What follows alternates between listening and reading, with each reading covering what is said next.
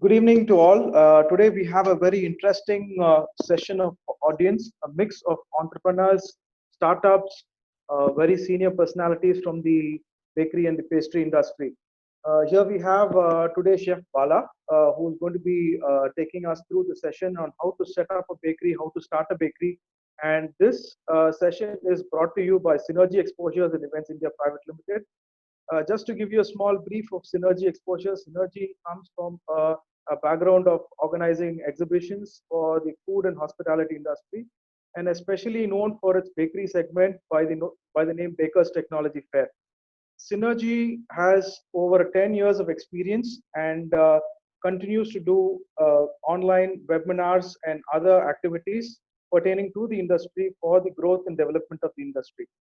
Here we have Chef Bala, and we welcome all the entrepreneurs and startups for this particular event. Thank you for having taken your time and for being present here at this session. Over to Chef Bala. Good afternoon, everyone. I'm a food consultant. I do all sort of projects based on bakery and confectionery and restaurants and any kind of food business, for instance. So let me introduce myself in a small brief. I own a company called Kalin Marks. Basically, we are a food and beverage consultant. We do food and beverage related projects, bakery, restaurants, cafes, or kitchens, centralized kitchens, industrial kitchens, large scale kitchens, small kitchens. It doesn't matter. Anything to do with the food and hospitality industry, we do the project. I'm in the industry for the past 25 years. And I'm also connected with various establishments and associations connected with food and beverage in India, based out of India. And we do projects around the globe, all over the world. We do projects not just in South India, we carry on further north and outside India. And for those who doesn't know me, I'm just giving you a small hint. Anyway, this PPT is going to be shared with you all. You can go through other credentials of mine. So I've been part of various establishments and projects in the past 25 years, and I've traveled across the globe to quench my knowledge in terms of food and beverage. So that is my intro, and I think let's go into today's session. I hope everybody enjoys the session, and I hope it is going to be really fruitful session as such. So basically, in today's session, we are going to discuss somewhere about these 9 key points, and this is pertained only to the bakery industry. We have audience around the world, all over India, and especially a lot of South Indians, and everybody is having idea to either open a bakery or they're already having a bakery, and entrepreneurs are there, and chefs are there, and new home bakers are there, and a lot of people are there as a participant today. Bakery as such is a very huge spectrum of industry, so I cannot discuss the entire sectors one by one in this 1 hour period or 1 of our session. So I'm going to grab only one particular segments here and there and give you details on that. And you will also understand different aspects that is involved in carrying out bakery projects and make it up and running and give you a better profit. That is where we stand now. So the key discussion points are listed here. So we'll be discussing on the growth in bakery market in India, and of course around the world. It is basically a very exponentially growing market. We'll be having a small description on that, and then the different genres of bakery will be discussed in this presentation. Different markets, clients will be discussed in this presentation, and the right investment, what you need for your kind of bakery will be discussed, and the product, staffing, equipment, and pricing your product will be discussed. So let's get in. So first, when we talk about the bakery industry as such, the first bakery breads were baked thousands of years ago. It starts even from the Egyptian civilization, and you can see it in every form of very old civilization and markets that has been prevailing over centuries and centuries ago. And the bakery industry has never declined its growth rate, whether it's in India or outside India or anywhere or any part of the world. It's a universal product. Any bakery product can be sold throughout the globe, and every country people can very well accept the product as such, because bread is a universal subject. Even you take cookies or pastries of any sort of bakery products, it is a universal product. So you don't have to worry about whether will it suit the market there or not. Only thing, you need to have a targeted market and audience for that product. So if you see Indian market, it has grown, it has shown a very exponential growth from 2013 to 18. That is 4.3% of growth. For an example, if you take just the cake market alone in India, it is $113 million revenue in just packaged cake in somewhere on the 2018, and we are already in the 2020. And if you take the compound annual growth rate in the year 2025, we are expecting to have a 12.5% growth from this date. That is going to happen. In terms of value, if you see somewhere on the 2016, the entire India's bakery industry was valued as 9.8 billion US dollar, and in the year 2025, it is going to be 12.5 billion US dollar. Um, when you see the average brands that is prevailing in India, it is somewhere close to 3,000 big brands in India, and there are a hell of a lot of small bakery brands in the industry that is close to 2.25 lakhs as we speak. And please go on with your questions in the chat box, or you can just hold it for the end so that we can have a complete questionnaire session and a discussion session. So that let me complete with the flow, so that I'll give you a brief idea about what I'm up to, and then we'll have a discussion on each and individual's requirements and needs that we will be taken care at the end of this slide show. So whenever you do a bakery or you want to do a small startup or a big startup, it is always according to the market, or according to the need, or where you are, or what is the kind of budget you have, or what is the kind of sales you are expecting, or what is the kind of a profit you are expecting. You should do a kind of a reverse engineering wherever you're going to do, whether it's in India or outside India, or wherever. And you should know your market very well. You cannot afford to start a business with a very a lame plan or something like that. You should do clear analysis. You should also evaluate yourself. Are you ready for the bakery business? Because passion is one thing that is totally different. But when it comes to business, it is a tough story. It is not going to be as easy as a hobby. If you're a good cake maker at home, if you're basically a home baker or somebody, or you're interested in bakery and cafe, you go places, you eat pastries, or you try out, you are an Epicurean, that is all a different story. But when you start a business, ultimately you are going to pump in a lot of money into it and a lot of manpower into it. Then you're going to spend a lot of time, and you're going to wait. It should be pitch perfect, and it should be giving you the yield down the line. That should be the case. So think well before you leap. So when it comes to bakery business as such, you have got a big array of genres of bakery. You talk about a small pastry shop or a small bakery unit to a large bakery unit. Let us classify in your own city, whether you are in Dubai or UK or in India or wherever it is. You can yourself calibrate the bakery. You can yourself tear down or level down the bakery or pastry shops into 1 to 10. That is up to you. That's totally up to you. The smallest or the least investment category will go into tier 10, and the premium one will go into tier 1. And a pastry shop is something with a retail friend. And then comes the bakery production unit. A production unit is something without a pastry shop. Maybe you are catering to somebody else, or maybe you are catering to a different outlets, different pastry shop, or maybe you are producing one sort of product. You're not having a front end, but you will be selling it to another dealer or a business model, or you might have your own pastry shop somewhere else where you're going to cater from the production unit, and it is going to be catered to the end user. That also ranges from a very small scale to large scale. That is going to be then you need to evaluate yourself where you fit in, or what you're going to do, or what is the magnitude of the business that you are planning. What is your shoulder strength?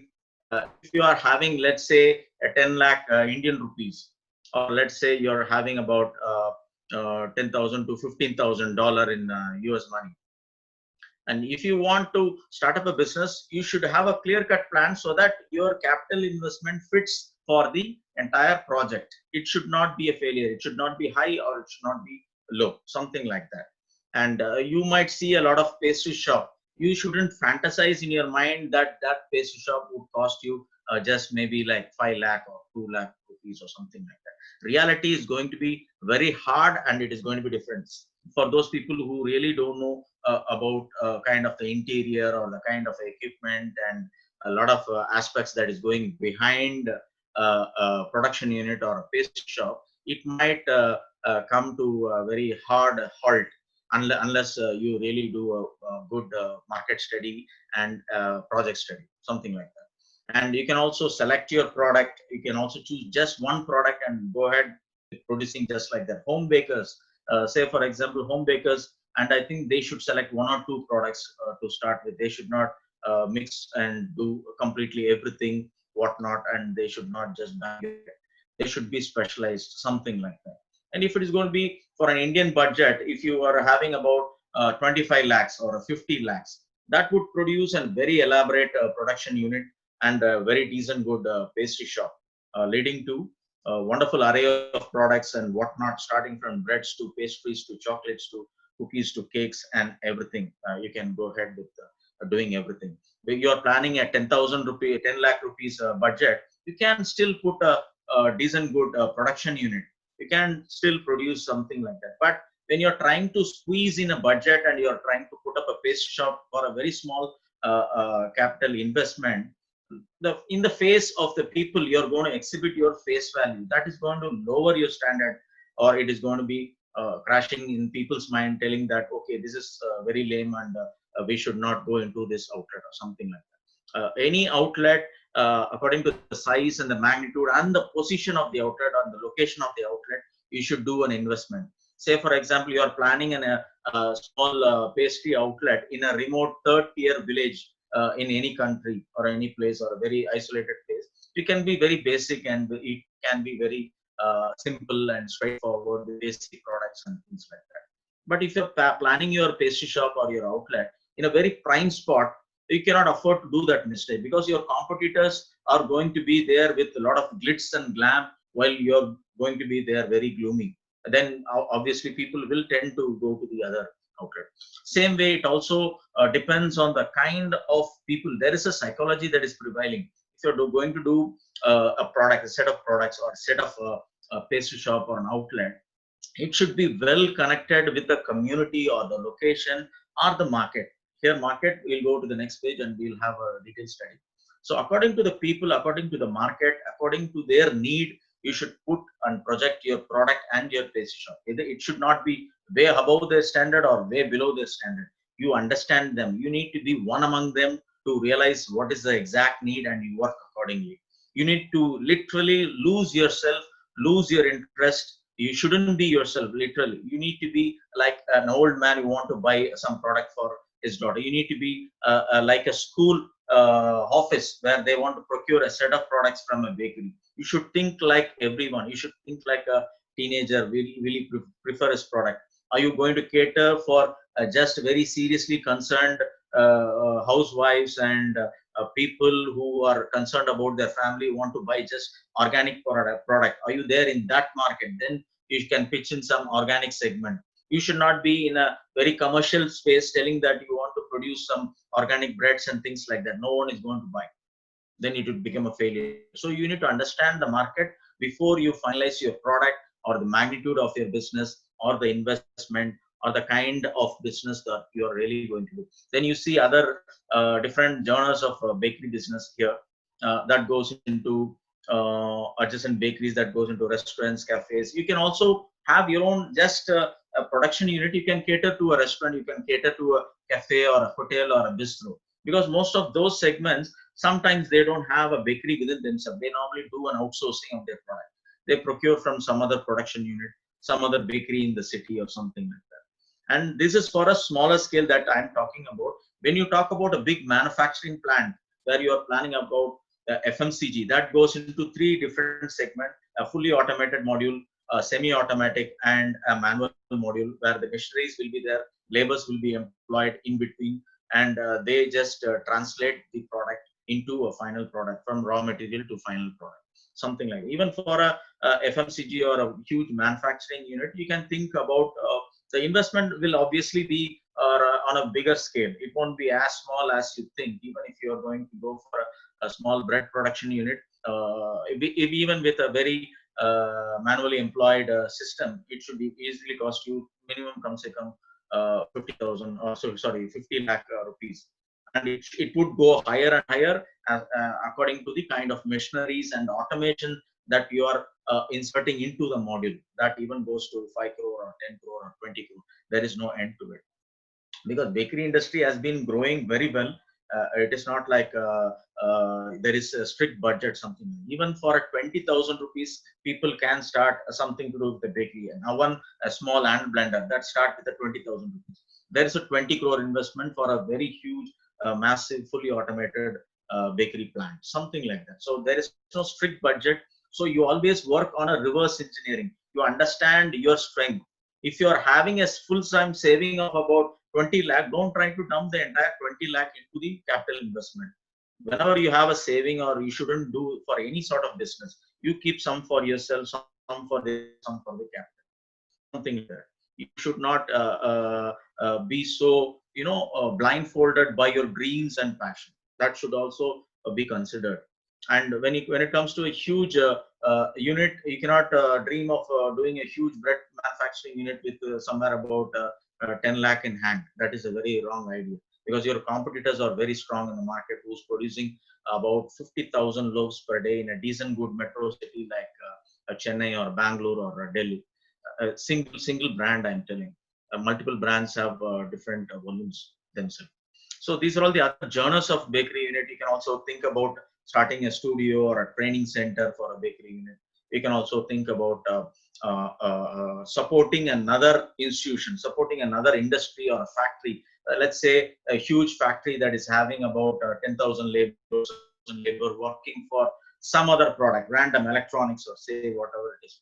They have a tea time and they have a snack time. You can also cater them with small tidbits of puff pastry or cookies or a small dry cake. That is how you approach to the management of that company and you exhibit. You need to have a very strong skill set in terms of marketing when you're doing such as that. You create yourself a wonderful brand and things like that. We will see in the following slides.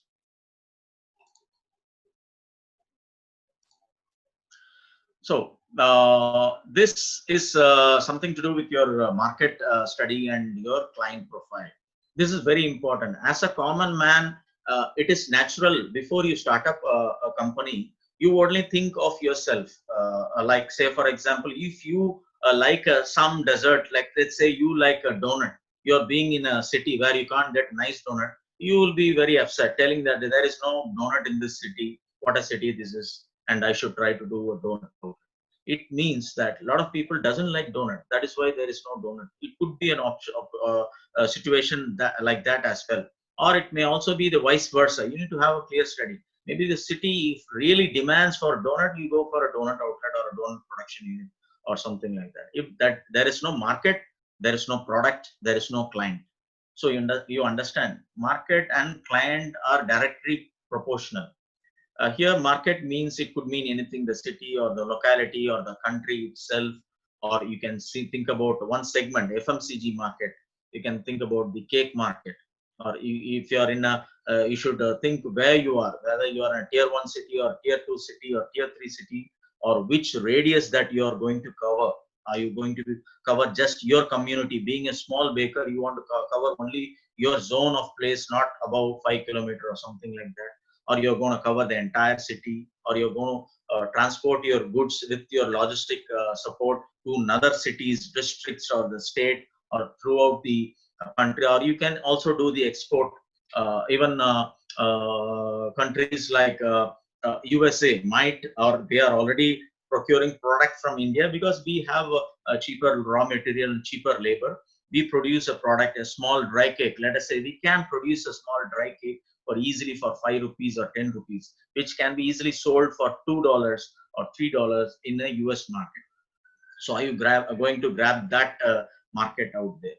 Are you going to grab the organic segment? But if you're going to think about organic, you might hear your friends talking organic, your wife's friend talking organic, or some of your colleagues talking organic, or a group of people talking organic. But you should see the entire market where you are. Just because 10 people talking they need organic product, you cannot start a business with organic product. As on condition, organic is not on the topmost of the bakery level. It is there. It is there. Depending on the city. Say, for example, in Cochin, in Kerala, there are people who are very particular about some products, and they are rightly targeted. That is also important. Every city will have your people, but you have to target them wisely. That is very important. Sometimes you might fail to target, so your market doesn't exist because you have not reached your client, reached your market.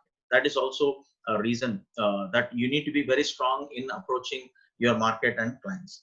And we have got different segments. You can see that the slideshow, like chilled, frozen, and raw base can also be procured, produced from a production unit and can be sold to a different people. You can also start, let's say, you're starting a bakery unit where you're not going to bake anything at all, where you're going to only produce some partly done base, like puff pastry, rolled puff pastry, or a rolled filo pastry, or a rolled croissant, or you're making some pound cake batters or cookie dough or something like that. You're going to wrap it up, you're going to pack it up, you're going to chill it or freeze it, and you're going to sell it to a different market. That can also be considered as a, but there should be a need, and you should be able to sell it across, or you should be able to market it across.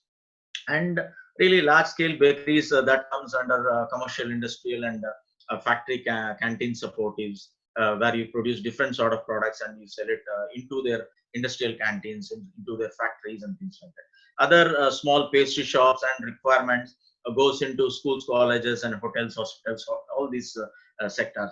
Even hospitals, very good. Let's say, let me take the Chennai itself.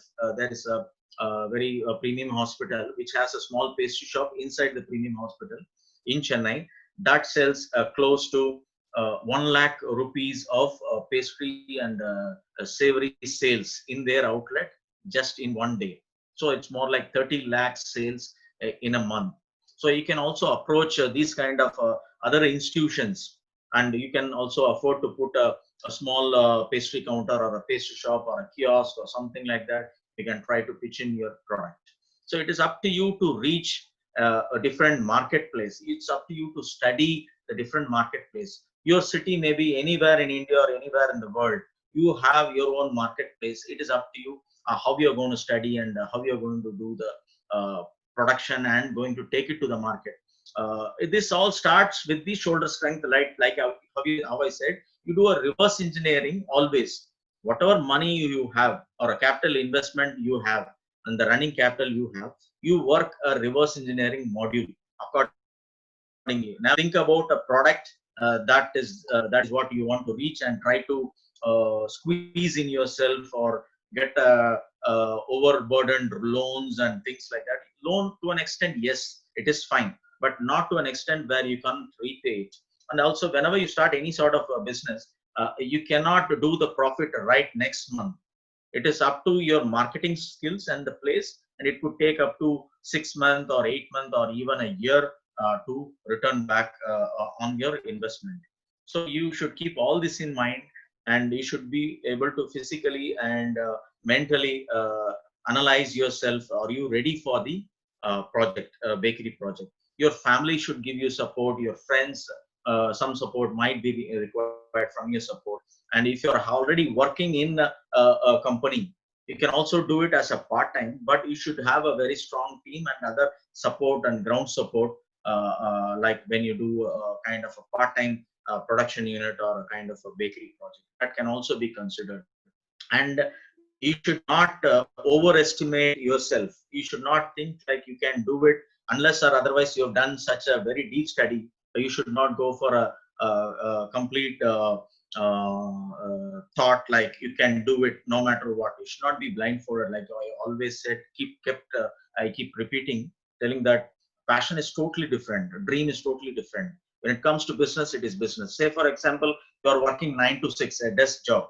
Sometimes if you're going into the business, that trust out of interest and passion, you might even work for about 15 hours a day or 16 hours a day, depending on how fast you want to bring your product and business into the market, how fast you want to establish your brand into your market. As I said, brand is another important factor that is very crucial.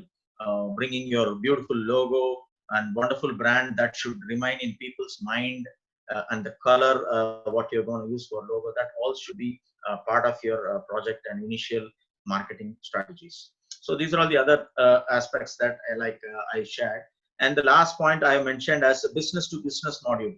Business to business, basically, you won't be catering to any end user.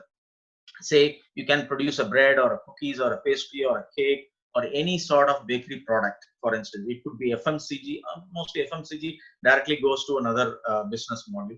Even as a home baker or even as a small manufacturer, you can produce a lot of product. You can tie up with other business people, and you can just give your product, whether it could be a cafe or whether it could be another event management company, or whether it is a different business models like restaurants or bistro, or you can even cater to another bakery. Sometimes they produce one segment of product, and you're producing a different segment of product or something they don't have or they can't make. You can sell it across to them. Say for example, for theaters, most of the theaters, they have their own production units. Sometimes they outsource the products. So you give your products of savories into the theaters or into the schools or other establishments. That's more like a business to business. You won't be even meeting your end user or end consumer, but the middleman or the middle person who's procuring your product will sell and make profit. You should also keep a fringe for him, 30% or 40% margin, so that he makes profit as well. You're going to make profit out of your sales to him, and he's going to make a different sales to the end user, something like that. And you should also think about what is the products and things like that that you're going to plan for these things. So here comes the investment part. So when it comes to the investment part, like I said, you always do a reverse engineering. Whatever money you have in hand, don't try to dump everything into the business. Business is always risky, so you should also know the pros and cons of bakery industry. Bakery might fail in case you're not doing a good market study. You're pitching the wrong product in the right market, or you're pitching the right product in the wrong market, or you've excessively invested for the investment and there is no fund for the running capital, something like that, or you've implanted a wrong machinery, or you are not having sufficient manpower, and a lot of your brand might be a little sober. You might have done everything better, but you would have invested a very named it a very wrong brand name or something like that. Whenever you're doing a branding, that is very crucial. You should not think like yourself. You think like a common man. It should not be any religious or a caste or a group of a clan of people related. It should be universal friendly. It should be like a random thing, but very catchy, very small, very crisp, and it should stay in your people's mind and your mind. And it should be very easy to exhibit, something like that. And you should also do a trademark search before you finalize on your branding, because whenever you see, you feel some brand is very nice and you want to keep that name for your brand, it should be, or it is most likely to be existing somewhere in the world or somewhere in the country. So you should not end up keeping a brand name that is already there, then again you have to change your brand name down the line. So you prefer the best brand name and the best logo for it, and do a trademark registration. if you're very serious about starting a mid-scale bakery unit. If you're for a home baker, it wouldn't be a problem. They can change the brand name down the line or something like that. It's okay. It's totally cool. And when it comes to staff and staff needs and things like that, for a mid-scale, like say your 25 lakhs invested bakery unit and or a 50 lakh invested bakery with a pastry shop and things like that, different staffs. They might be coming from your city or a different city. You need to know at least the basic knowledge of how to handle their staffs, and you should have the command and authority and keep the staff in a comfort zone so that they listen to you, and they get often trained by you, and they look at you as a good leader, not just a boss. You should be a nice leader, and at the same time you cannot afford to indulge with them enormously, so that they should not take advantage over you. So you think on that aspect as well. Legal formalities, every genre of bakery industry, and all these investment points that I've listed here will vary from genre to genre of bakery industry. Small to big or manufacturing plant has a different strategies and different methodologies and different pattern of investment plans and things like that. And legal formalities, every small trade needs a certain pattern of licensing and documentation that is legally required depending on the country, city, where you are. In India, for instance, you need basic FSSAI license. If you're using gas and diesel, you need a fire safety license. If you're in a metro city, you need to have a building stability license or a traffic NOC and things like that. And you need to have a basic trade license registered to your corporation or a municipality.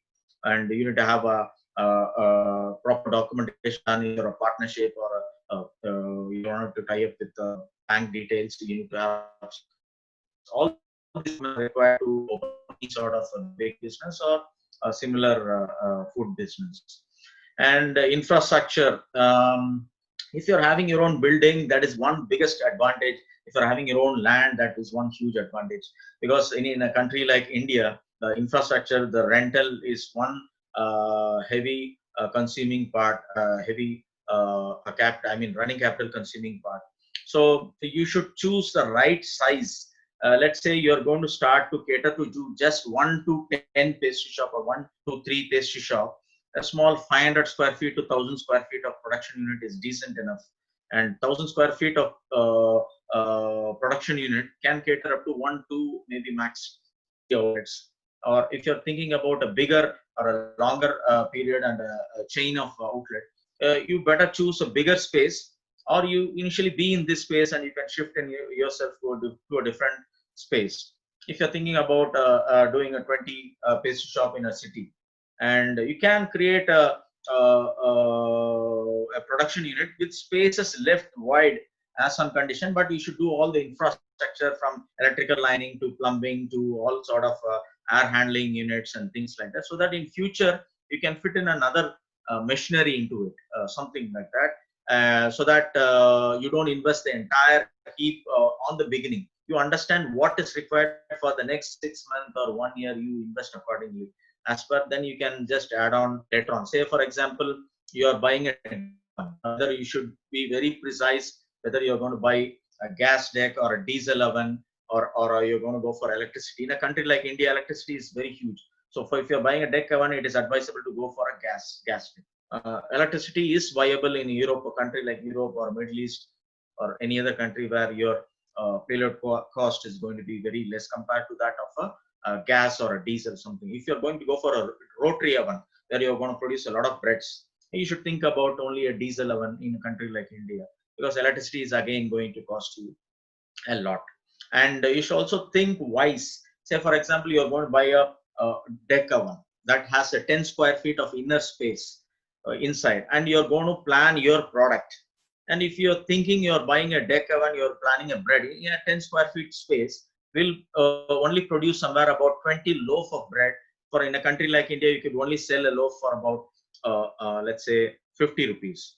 So you're going to produce somewhere about 20 loaf of bread in 1 hour, and for 50 rupees, you're only going to sell it for the total cost of 1,000 rupees. You need to produce the dough, proof the dough, labor has to work for it. A 2 hour session will be dedicated to one deck with 20 loaf. It is utter waste. You're only going to produce 1,000 rupees of product. Let's say you're going to produce brownie in that. Each square feet can easily produce somewhere about 12 brownies inside a deck oven. So we are talking about 10 square feet. It is somewhere about 1,120 brownies that we are talking about. 120 brownies, you can sell it for 50 rupees. So you're going to produce 6,000 rupees there. So same 1 hour baking time in that one deck can produce a product that is worth 6,000 as well as 1,000 rupees. So you choose the product and the right equipment for your right product. You should not miscalculate here where you waste manpower and labor. If you're going serious about bread making, you should think about either a conveyor oven, large conveyor ovens, or a rotary ovens. If you're going for a small high value products, you can think about a deck oven. A small establishment, it's always advisable to go for deck oven, but you should not produce low value products like say big loaf or big chunk of loaf. You're going to sell it for 50 rupees. That is not a very profit yielding product because it is already available in the market. Those breads are produced in large scale and they have got a considerable amount of profit in that. So you think wise before you plan your equipment, plan your product, and every utensils and gears to entire infrastructure to all the plan. Here, aesthetics is something that I mentioned that is only for the pastry shop. If you're only going for a retail outlet, you should think about aesthetics, the kind of aesthetic that you want to do. There is also a psychology playing here, like I said earlier. It has got something to do with your interior, that what you want to plan. It should be very proportionate to the locality that you're catering to. You should not give them a fear that this is a very expensive pastry shop, or it should not look lame telling that it's a very lame pastry shop. You should understand the market, understand your crowd, and you make your outlet something like that. Other miscellaneous expenses will be there, and there is a lot more to go. We will see that in the following slides. Like I said, selecting your right product is very crucial. That is a let's say maybe like thousands and thousands of category of products are there in bakery. Wherever you are there, see what is there in demand, see what is the need for the hour, see what your market really needs and that is missing. And you should also check about the future situations, like some product you're going to produce. There should not be a competitor coming to the same market producing the same product and giving you a little bit of stress and your business challenge and things like that. You choose a product wisely so that it is comfortable for you, future friendly, market friendly. You should also think about all other aspects like logistics, how you're going to pack it or sell it or price it and things like that. Yeah. Here comes the one key slide where you need to think about the staffs, their salary, and staff management points. So if you're thinking about a mid sector of a business where we need to rely on staff, these are all the aspects that you need to see very carefully, where you can't make a mistake. You need to know the right staff that we need for our outlet, the kind of staff or the category of staff or the right salary that we are paying. If you are in par with the market salary, so let's say you're going to hire a baker or hire a pastry chef in a city, tier 1 city or tier 2 city, anywhere in the world, you should know the market salary. If you're going to give him the market salary, he won't just elope or he won't jump from your place to another person who's going to give something, because you are giving already the market salary. So think wisely while paying everybody. If you're an assistant baker in India or in South India, we pay a decent good assistant baker range from 12,000 to 20,000 depending on the cities. Very metro cities have highly paid salary people. Tier 2 and tier 3 city have the least paid salary people. Even in a place like India, tier 3 city is catering some product to tier 1 city. They even do the logistics and transport a product from a remote village or a third tier city to a tier 1 city. Even that can also be considered. And other staff management strategies includes staff recognition, salary on time. You need to give accommodation if at all the staff is not coming and is not a part of your city, is coming from some other part of the country or something like that. You should give some sort of fringe benefits for the staff on a monthly basis.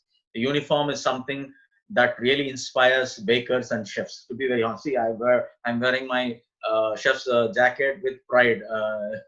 So basically, if you want to entice a cook, it is always you give him a nice uniform and you start speaking to him. So that is something. And then staff training on a standard basis. You either you train your staff or you need to have a professional along with you to train your staff. You choose the right alpha male, the head of the team, so that he can also train the junior staffs coming to join your concern. And staff management practice, and that includes all the kind of SOPs that you need to be putting on place for the staffs as well as for your operations and things like that. Your SOPs should be suiting all the staffs, all the process, all the strategies that you really follow, because that is one key element through which you can really govern, analyze your ongoing business, and you can do corrections wherever it is required. Depending on the kind of outlet or the bakery business, you might need a different genre of staffs, maybe head baker or a master baker or a pastry chef. In some automated units, there is no such designation. There will be a production manager, somebody like that, and there will be a line man and things like that. And in a pastry shop, in an average mid segment bakery and a pastry shop, you will see a different sort of roles, who's doing what and things like that. If a pastry shop is doing very well in cake selling, they might have a dedicated cake man who may not even do anything else. They will only do the cakes, and he will finish off his duty or something like that. There could be a chocolatier who will do only chocolate sometimes, or there could be a baker who just does artisan breads. It depends. A pastry chef is somebody who can do a lot of elements. And to become a pastry chef, you should be in a different roles of designations. You in the last, his career as a pastry chef. Myself, I've traveled across the world and working in different sort of bakery, different sort of bakery business, and different roles that I need to fulfill in that bakery. That is wise where we impart knowledge, and according to the requirement, you hire the staffs. And these are all the very key designations. Like a storekeeper, he is more like the backbone of your production, and the purchase man who's doing your purchase, and accounts people who's going to calibrate and analyze the data and give it to you, something like that. And according to the logistic needs, you might need packing people, and maybe a drivers and technicians, and depending on the kind of outlet. So this is something like that. And this just a slide to show you a kind of a very premium looking production unit and bakery, where we want to very seriously consider the infrastructure and the equipment that you're going to plan, because this is more like the face value of your outlet. You're going to give a very interesting and very user friendly and very efficient pastry counter, which is going to give your product some glitz and glam, add value to it. Sometimes it might be a chilled unit or warm unit or a neutral unit, where you need to preserve the product all through the day. You see which equipment. Sometimes very cheap equipments will give you a lot of troubles. Very premium equipment sometimes will be very pricey. That may not match your price point. So you choose what is rightly needed. And when you talk about the production unit, sometimes some people, I've seen a lot of production unit, just the floor and some equipment, they start the work and they keep going. That is one way of doing it, but it is not up to the standard. Say, for example, you're inviting a group or a people or a client that with whom you want to deal with. You're going to bring them to your production unit, and you're going to showcase your kitchen or something, bakery. And if they want to see some very interesting and well planned and well organized production unit, where you have your hygiene standard, where you have all your SOPs in place, and staff well groomed and well uniformed, and the process being well maintained. All those things adds value to your business. If you're talking about mid segment business, even if it is a small business, try to be yourself organized. Even if you're a one home baker, wear a uniform for yourself. Have a wonderful business card. Have a wonderful portfolios and brochures made ready for you, and emphasize your brand, emphasize uh, uh, your product, your outlet. You are the face of your outlet. So you look into all those aspects, because these are all interconnected. And this is how you start up a very basic outlet, but well planned. That is more important. Well planned, that is more. Even if it is a small outlet, that has to be well planned. Even if the budget is very small, it has to be well planned, and a deep market study has to be done. The pricing. Next comes the pricing. Pricing your product is very, very crucial, because you cannot overprice or you cannot underprice your product. Whether you are in a FMCG module, or you are in a home baker, or you maybe anybody in the bakery business. And one big advice I want to give you: never compare your business pricing with somebody else. That may be for a lighter scale. Maybe take that to your mind, or maybe 10%, 20% consideration. Never consider that to 90%. Just because that guy is giving a product for 10 rupees, you want to give your product for 8 rupees. That may not fit sometimes, because your product value is different, your overheads is different, and things like that. So you consider that, but you should not price purely based on other people's business. That is what I'm trying to say. The FMCG market, for instance, there could be a little challenge, where the quality also matters and the price also matters.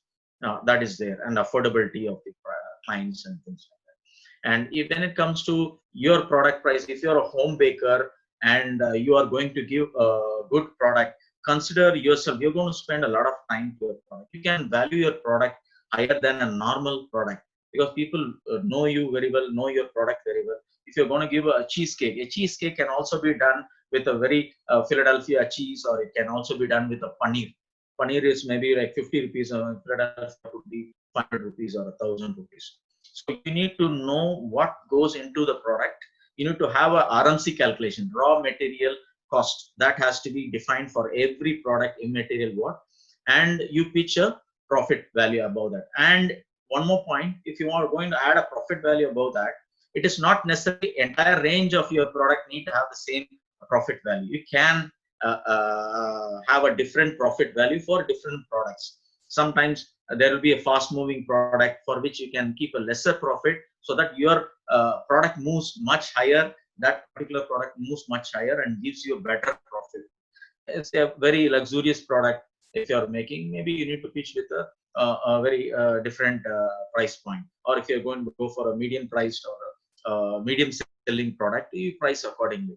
This is for on a pastry shop or a bakery unit. And if you're going to give it for a B2B, you're going to cater to another business, you cannot price a product like a retail product, because that guy or that company has to either make profit, or they are going to sell it to somebody. You consider and keep that in mind even while approaching them. You can have your price, their selling price, your profit, and their profit clearly mentioned.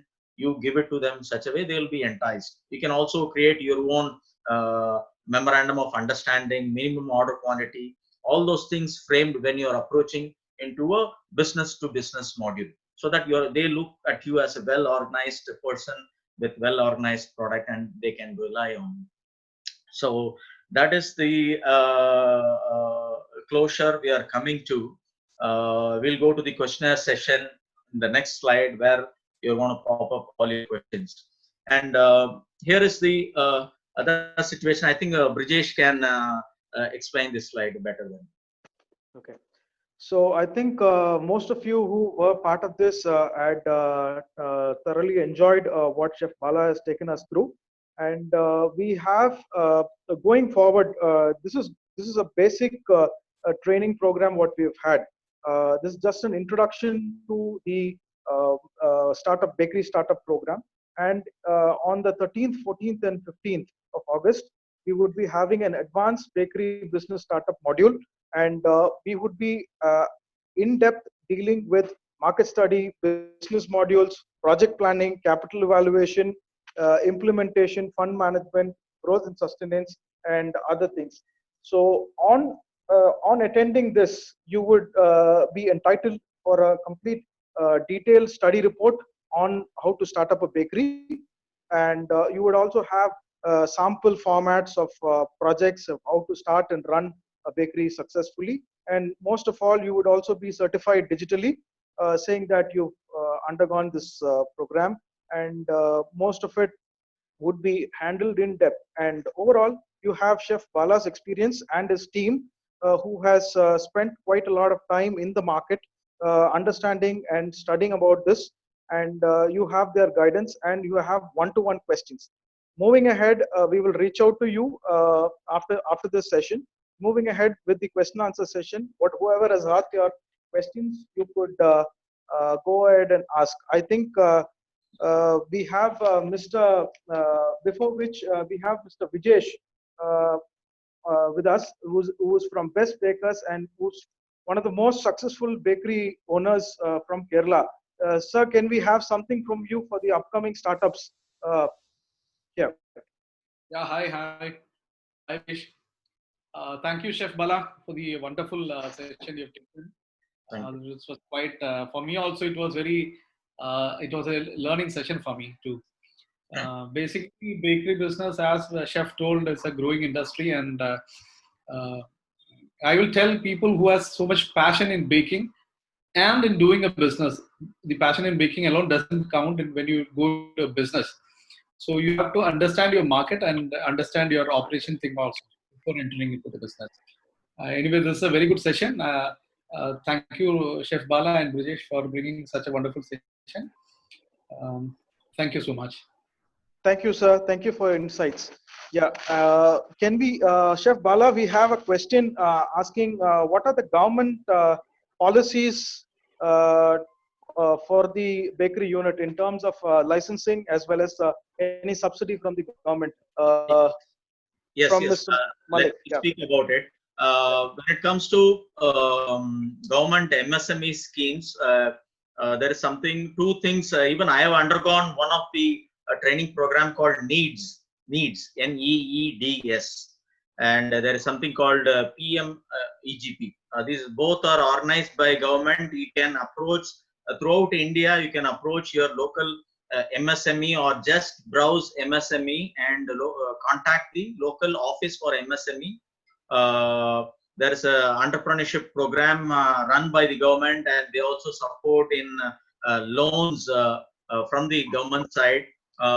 Need scheme, with the need scheme, we can get loans up to 1 crore with 25% subsidy while repaying.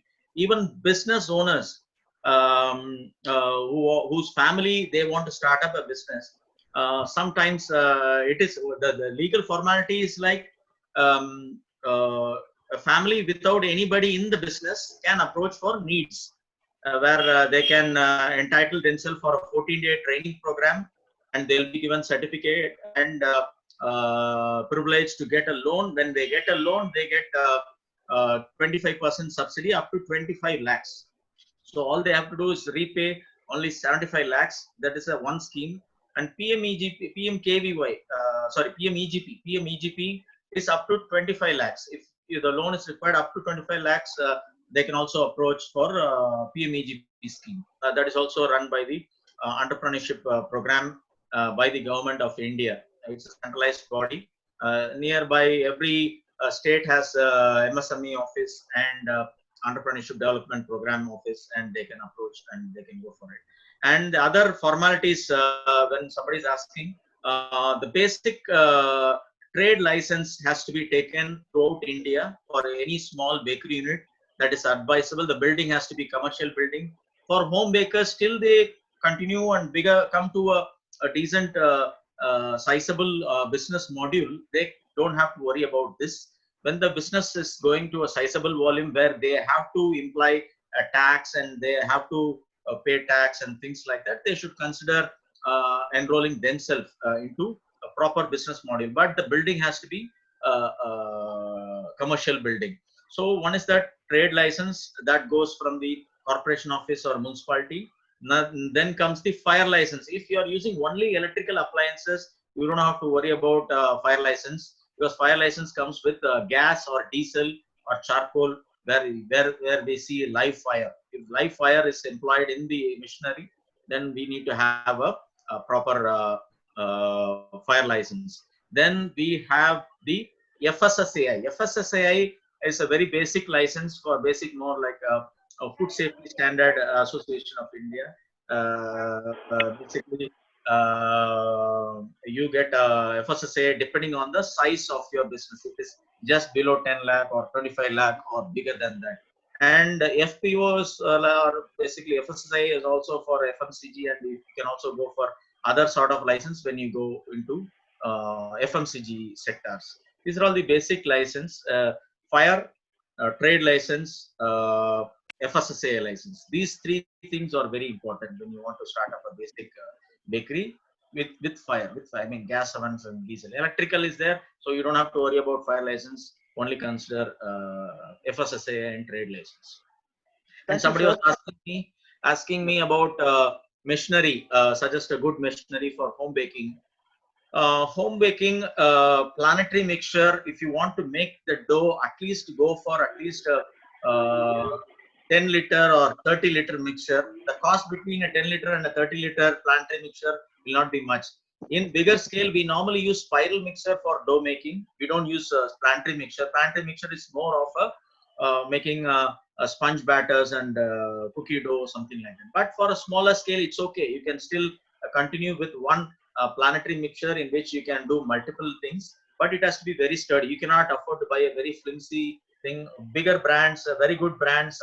I personally like certain brands like Sinmag is something I like. Spar is something I like. Then I like Bar Vary mixture is something of my personal interest. Cobot is more of my personal interest. But for home baking, it will be very expensive when you think about a very commercial brand. There are brands like Berjaya, and there are Chinese and Taiwanese make locally made machineries are also there. Different companies are there. You can ping me in person. Maybe I can just text you the companies, and if you want anything particular in brands or equipments. Anything else, Brijesh? Yeah, we have a few questions lined up. Can we have Miss Nomita with a question, please? Yeah. Hello, Mr. Brijesh and Chef Bala. It was a very nice presentation and very informative. I'm going to start backwards with my question. I just wanted to know that the program that we're having in August, is it catered towards the Indian market, or is it going to be applicable to other countries and other markets as well?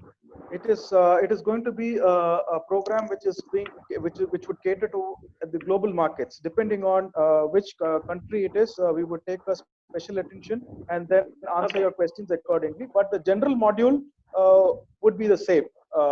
Anything specific about the market would be dealt with separately. I see. Okay. Okay. I also wanted to know, since I'm thinking about setting up a shop and a retail bakery, how much time can I look at before you break even or even start making profits? Because from the restaurant businesses, I have friends in restaurant business who say that it takes a while before their restaurants actually start making profits. So how much time does a bakery take before it becomes profitable? Okay, fine. Say, for example, you made a very nice market study and you are pitching your pastry shop in the right market, in the right time, and with the right product, with the right price.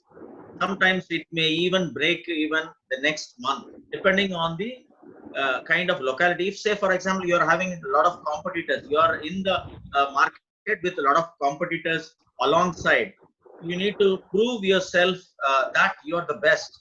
Either one of your product segment or your pricing should be very competitive compared to other competitors. In that case, you might break even according to your strength, according to the effort that you make. This is a kind of questions like we cannot judge as of now because we need to see the market, we need to understand your product, and if you're pitching in the right place, right time, and everything is well planned, and you are having the nice strength to do promotion, marketing, and sales, a kind of attracting all kind of a client profile into your pastry shop, then obviously you are going to get. That is something like that. So, are there any models that can be used to understand how much capital should be invested, what kind of what is the proportion of capital that should be geared towards, let's say, your equipment, your people, and your fixed cost basically versus your everyday cost? Is there any kind of a Yes. model that can be used to get like Yes. a broad level idea of where you're headed? Yeah, I can share you. Say for example, let us assume you are having so much amount of rent, and there is going to be a raw material cost, there is going to be a labor cost, and there is going to be a fuel cost, and then there is going to be your profit, and then there is going to be a tax and other cleaning, packing, and stationery. Let us divide into a broad spectrum like this. This is kind of a broad spectrum where the Right. rent, salary, raw Salary. material cost, cleaning, stationery, packing material, fuel and power, and then your profit, and then tax goes on. Something like this. Right. Let us say 10% is the tax that you're going to pay to the government. Let us assume 110 percentage as the total value of this. 10% goes to the tax to the government. 10% Yeah. is your profit. Let us assume you're going to make a 10% profit. Straight away, you need to It take goes one into tax. factor as a benchmark. One factor as Yeah. your benchmark. Let us say rent, giving 10% to the rent, and your food cost in a country like India would be somewhere about 30 to 40%, depending on the product of that you're trying to sell. So 40%. If you are too lavish and producing a very premium product, it may even go up to 40-45%, where that is very risky. Try to contain that by 30 or 40%, something like that. Then comes Okay. your fuel and other overheads that should be crushed between 10% or something like that. If you want to make a 25% profit, which is a very reasonably a good profit in a business, a mid-segment business, and that is how we break up. 10% Yeah. goes to rent, 40% goes into your raw material cost. Let us say 20% goes to your salary. There you finish already 70%, 30% Correct. remaining, where you are going to salvage your profit, as well as the other overheads like packing, logistic, cleaning, fuel, gas, or whatever that goes, maybe like 10% or 8%. You cut down Yeah. majorly on the raw material cost and your overheads. You make the profit better. Some profit, I mean, some overheads are static, which you cannot change. Say rent, that is going to be the Right. same forever. You may not even change. Sometimes Yeah. your fuel may also be a little bit of a static, so that may not be Yeah. changed. So wherever you can salvage your profit, you should salvage. Cut down your wastage, and you can make 10% to 25%, or even 30% if you are very good and your product is very good and it is going on a very large volumes. Right. Something like Right. Okay. One last question. What is the best way to keep up to date with the trends in the bakery business? that. Okay, if you're talking about like a chef, I would say, let me say, it is very easy for me. I just go to the bakery units, or I have connection in the industry. For a common person like you, or if you're on the face value of the industry, you try to see what are the products that is there in retail outlets, FMCG, I mean the showcase and shelves of supermarkets. And sometimes it is very hard to see what is happening behind the industry. Sometimes you can That's connect right. with chefs. You can definitely connect with pastry chefs if you just browse around. You can get or you get into a forum like culinary forums, or you get into tie up with a grid. You slowly get into the industry when you are just trying to start your business. Naturally you get in link with different industry people. Obviously, you maybe I can share you 10 different modules now. You're finished, so I can just bring you different options of when which city, depending on the city where you are in, and these shops are nice, these products are nice, and these are all the future friendly product. When you need to be say for example, as a chef, I would say I travel along with the industry, so I can see it very clearly for a very long time. Maybe if you're Yeah. just starting to travel, down the line, maybe in a 6 month time, maybe you are very clear with the idea or what is there. That's right. Sometimes That, you can just browse around even the service provider portals, where you can just ping, I need breads. You get a number of products and people who serve breads, or production units or pastry shops, and that is yeah. how you get into the industry. Yeah, that is more like for the products. What is in trend? What products are in trend? I was also thinking about how do you keep up to date with what is the latest equipment that might be available that will make you more efficient. For example, what is the latest decor or the Okay. showcase? How with the trends in those areas as well. Okay. For that, it's very simple. Every year, like say Mr. Brijesh himself, he does about 3 to 4 trade shows in a year. Hmm. Straight away go to the bakery trade show. That is happening in That's right. every possible city throughout the country or throughout the world. Recently, we visited to just to see the Gulf Food Expo, where we want to gain the knowledge of raw material that is prevailing in Yeah. the international market. Actually, this November we are supposed to have a Gulf Food Expo in the international market for the equipment. I don't know how much people are going to be a participant in that.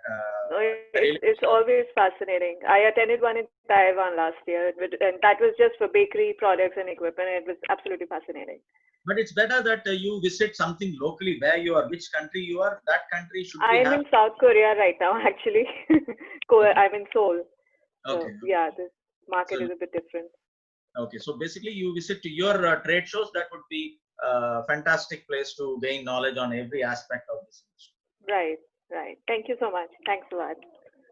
Thank you so much. Can we have Miss Ankita Chakrabarti next on, please? Hello, this is Ankita Chakraborty. Yes, Miss Ankita, please go ahead.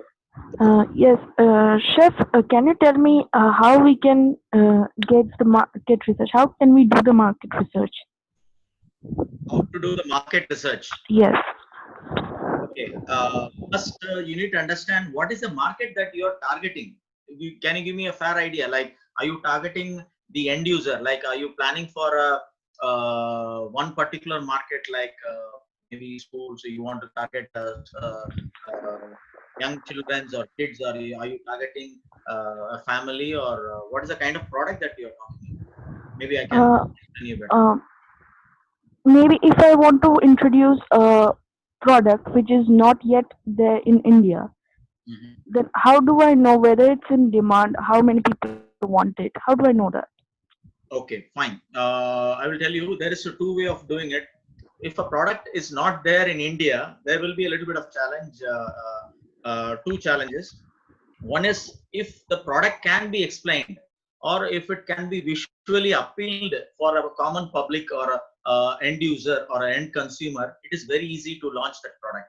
Say, for example, a pastry. It has got different layers and it has got different layers of cream and different fruits or whatever elements that goes into. People can visually see, even if you don't name that pastry, the pastry is a pastry. They can visualize if the layer pastry is being dissected and taken out and kept in a tray for a showcase. But if you're going to give a closed product, let's say you're going to give a closed product where all the elements and the fascination goes inside the product, it is very tough for the people to understand. So if you're targeting very high profile audience, they have a different thinking, different mindset, different mentality. They literally are okay to take the adventure, take the exploration part and things like that. If you're talking to the extreme lowest, the layman segment, where people doesn't have any idea, they if there's something is appealing to them, they just buy it. Or if they already know it, they just buy it. Say for example, people are going to a restaurant in this trend. Let's say they simply order most case scenario non paneer butter masala, dal makhani, or chicken butter masala, something like that. But if you're going to put a very nice product in that menu, it takes some time for people to understand. Say for example, the black forest pastry in India, it took 10 years for the chefs to keep on telling it's black forest, and people start to talk about black forest. Same way now people talk about some red velvet pastry in a very commercial laymanish way. I'm just telling you. So you target your audience first. That is very very important. And the kind of profile they are, accordingly the product has to be exhibited to them or taken to them or showcased to them or sampled to them.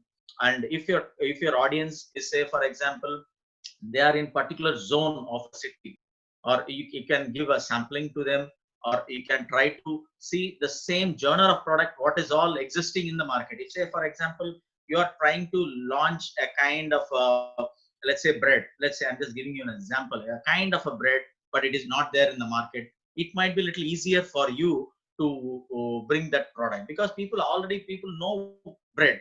That is something. But you are only giving a different genre of bread. It is easy to pitch for. But if you are trying to give a totally new product into a market, it will definitely take some time for the people to understand. So it will take some time. So it is always wiser to choose a product that is there in demand and go for it. It is okay. It is okay to pitch a new product. That's totally fine. That is not wrong. But you need to take or give enough time to get the product saturated in people's mind until they realize that product exists. So there, only then the demand will get created. That word has to be spread among the people, or you're targeting young crowd, and that could be more easier. They could share the things more easy. If you're targeting a little elder people, the sharing becomes a prolonged time, something like that. So you need to, if you're going to launch for the product, you can go into a kind of a trade shows and trade fairs or community trade fairs like Sunday market. If you're having a kind of in a very residential community or doing something, first you give samples of the product. That is the best way to give. You go to different segment of the market, you pitch your product and you share your product with samples. That is the best way to launch the product, if there is, to understand if there is an interest or not. That is the best way, I would say. Thank you, Chef. Thank you. Yeah. Can we have Mr. Jamil? Hello, sir. Good evening. Yeah, good evening, please. Sir, I'm planning to buy a deck oven. Okay. Currently, I'm having a Mona deck oven, which is very old. I'm planning to upgrade my kitchen. Okay. So, I'm planning to buy a deck oven. Should I go for an electrical oven? Because I'm running in commercial current. So, I want to buy a gas or electrical deck oven. Will gas deck oven give the same result as electrical deck oven? Let's say I'm planning for the Sinmag or a medium range oven. So will Okay. gas deck oven give the same result? For I majorly produce cakes and cookies. So Okay. I have a rotary oven specially for bread. Okay. For the cakes alone, I'm using the deck oven. Okay. And are you in the industrial sector like Sipcot or something industrial area, or are you having any schemes for a low power value? Like, are you part of a small scale industry scheme where you have a reduced power wattage per unit cost or something like that? No, sir, nothing like that. So I am in commercial current area only. I mean, you like must be paying commercial. 10 rupees per unit in your place, right? Almost. Commercial current is more costlier, sir. It's around 15, 16 here. Okay, fine. So obviously, I think my advice to you is definitely go for gas oven, gas deck oven. Okay, So sir. I've seen Sinmag efficiency. It is very good. Even a very large Sinmag oven will only consume 3 deck of Sinmag might consume maybe like just almost a kg of power, even if you run for 1.5 hour, depending on the manipulation that you do. So yeah, Okay. my advice is definitely a gas oven. Okay, sir. Okay, sir. Thank you, sir. Thank you. So I think we've come to the end of the session, and there have been a lot of questions which have been asked, and I think a lot of questions have been asked, but unfortunately we have not been able to answer here. We could answer on a one-to-one. You could reach out on the on to Ms. Chef Bala, or you could write out to us. We would reply to all your questions, and we'll be more than happy to have you attend the 3-day session, which is the most advanced module, which gives you an in-depth knowledge on the bakery. And I'm sure that you would take back something to start up immediately for yourself. During this pandemic, I think units like Amul, Parle-G, and other things have proven that the bread business and the bakery business has done fairly well comparing the other industries, even during these unprecedented times. So moving ahead, I'm sure that our team members would get in touch with you if you would like to enroll. I think we have 5 people who have already enrolled with us. Thank you, Ms. Sandhya, Ms. Pushpa, and we have Mr. Sarjan and a couple of more people who have already registered during the session. Thank you. Thank you for your interest, and we would complete the formalities in the next 1 hour or so. Anybody else who would like to enroll could reach out to us. The number at the bottom, 9380220533. You could reach out to that number, and we have early bird discount, which is priced at $50 for the first 50 registrations, which in Indian money is about 3,500 rupees, all inclusive of taxes. And the regular price is 5,900 against $80. So however you wish to, and this would also comprise of your advice on very good deals on purchase of equipment, with the experience and the market influence what Chef Bala and Synergy has. Definitely we could put you onto the right people in procuring your capital investments. Thank you so much for having attended this session, and stay connected, and we will go ahead to start a good venture ahead. Thank you. Thank you. Thank you, Chef Bala, for having us. Thank you here everyone today. for your time. Yeah. Thank you everyone for your time and support. Thank you. Yeah. Thank you. Thank you very much.